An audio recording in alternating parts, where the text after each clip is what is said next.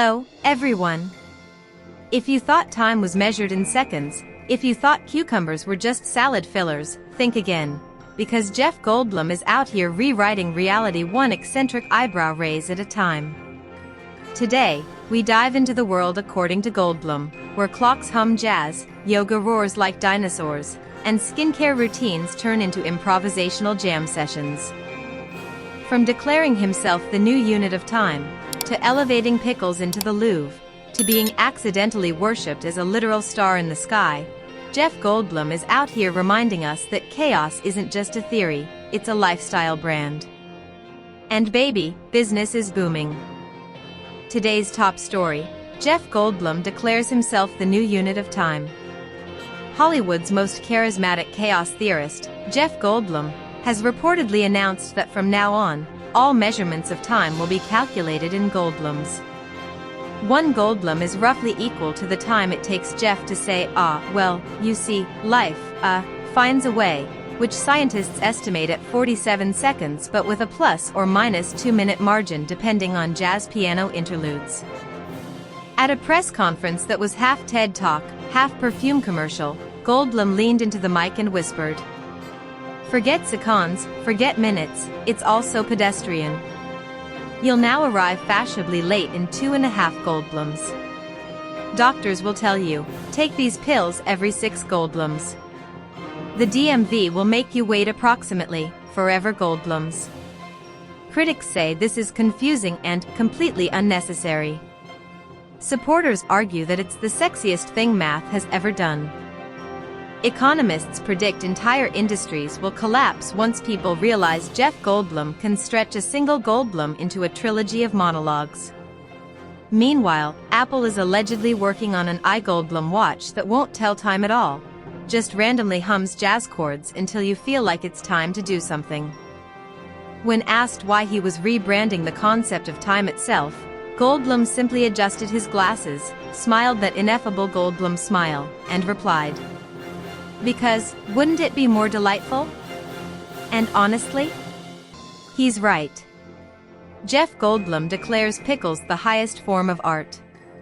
In a move that has left the art world questioning why they even bother with oil paints, Jeff Goldblum announced that Pickles are humanity's Sistine Chapel in a jar. Critics argue that this is ridiculous, but collectors are already paying $40,000 for Goldblum-approved artisan brines. Sotheby's is preparing for its first ever pickle auction, and experts warn this could cause the cucumber shortage millennials have been manifesting for years. Goldblum opens Jurassic Park themed yoga studio. Forget hot yoga, this is prehistoric yoga.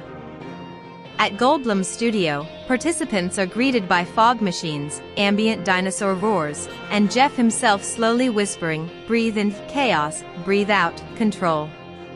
One attendee complained, "He just stared at me for 10 minutes and said, 'You're vibrating like a triceratops in mating season.'" And yet, classes are sold out for the next 12 years. Jeff Goldblum accidentally becomes face of new skincare brand. In the least shocking development of the decade, Jeff Goldblum was spotted moisturizing, which apparently counts as a marketing campaign now. L'Oreal immediately launched Goldblum, a serum that allegedly makes your skin as radiant as Jeff's monologues and twice as unpredictable. Dermatologists are skeptical, but Instagram influencers claim applying it makes your cheekbones improvise witty jazz riffs. NASA accidentally names a star after Jeff Goldblum. After spotting a star that flickers unpredictably, NASA scientists admitted, "We couldn't tell if it was a pulsar or just Jeff winking at us from the cosmos." Officially christened Goldblumia Majora, the star now has its own fan club, its own podcast, and probably its own agent. Elon Musk tried to buy it, but Goldblum simply replied, "You can't own the cosmos, Elon, but you can jazz with it." Goldblum releases jazz album that only exists in dreams. Spotify confirmed they don't host it. Apple Music says they've never heard of it. But millions swear they attended the same dream concert where Jeff, dressed in a sequined lab coat, played a 17-hour jazz solo called Existential Fly. When asked about it, Goldblum coyly replied, "Ah yes, I was there, weren't we all?" That's the beauty of collective unconscious jam sessions. Freud has risen from the grave just to roll his eyes. So, what have we learned today? Time is meaningless, pickles are priceless, yoga is prehistoric, skincare is jazz, stars are flirty, and Jeff Goldblum might be running the simulation. If life finds a way, Goldblum finds a weirder one, and honestly, we should let him.